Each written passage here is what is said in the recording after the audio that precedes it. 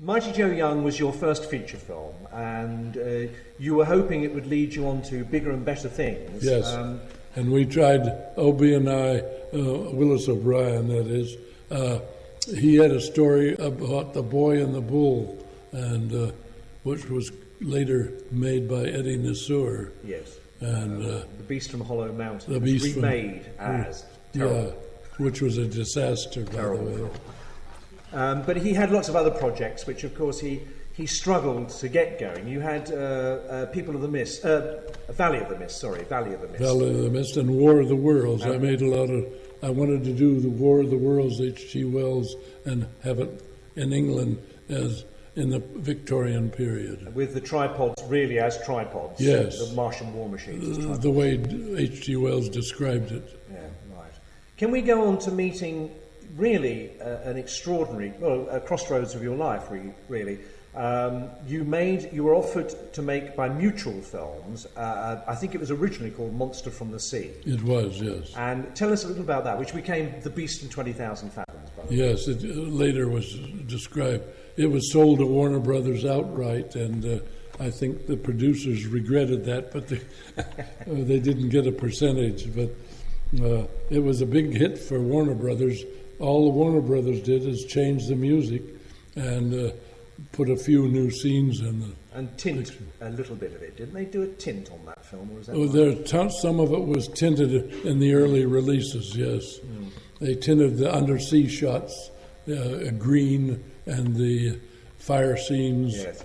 They tinted red. Yes, red, yes. I haven't seen that tinted version, not that I think it makes a huge difference. But you actually see Mighty Joe Young, there's a tint on that, the print of that, there was a tint on him at the orphanage, when the orphanage is burning. Yes, that's from one of the original releases. Yeah.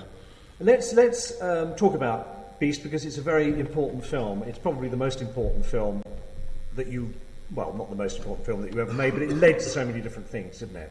Dynamation. You invented the process. Well, it's based on rear projection, of course, but the critics would often say in their review of a film that this is an animated film. Of course, the word animation always was associated with a cartoon, and people would think it was a drawn cartoon and not go to the film. So we tried to get a new name. So Charles Schneer, my producer, he was driving his Buick to work one day, and he saw the word Dynaflow on his dashboard. So he says, why can't we use something like that and put animation with it? So we called it Dynamation. And that's how the word was invented. Now someone else has it because they let the patent roll. They did. Ray doesn't own the copyright on it anymore, so they're using it, I think, for a new stop motion film. They're using it for animatronics, yes. Can we just go back to Beast, though? Because Dynamation, what is Dynamation? You have a screen like this on which you show the live action. Yes. And then here you have... it's a translucent screen, and the projector is way in the background and projects this image of the live action. One frame at a time. One frame at a time. Yeah, and then you move the model one frame at a time. It's all in the book. And then in front you have a glass screen which you create, and this is the secret, isn't it? A split screen. Yes. Can you just tell us in very brief, easy words what a split screen is? I know, it's very difficult. I've tried to explain this so many times, but you're the expert, Ray, you tell us. Well, a split screen is inserting the dinosaur or the creature that ever was in the picture in a certain place. It would be inserted into a street, say, and you'd make a black silhouette of where you wanted the dinosaur to be back in the picture. And you would shoot that and then wind the film back and put the opposite on it.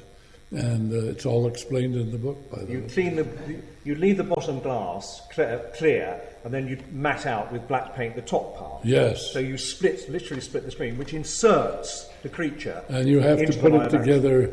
You shoot the foreground over the background, really. And why did you come up with this idea, Ray? Well, because of the Beast from 20,000 Fathoms. Yeah, but why did you think of that? Was it because of costs? Did you have much? Well, Mighty Joe Young cost a lot of money because we had to have 4 matte painters and a big crew of about 20 people. And a lot of them would be reading magazines while I was doing all the animation. And the projectionist would load the film in the projection, but the unions were very strong in those days, and they caused us to put a lot of people on the payroll that did very little toward the film.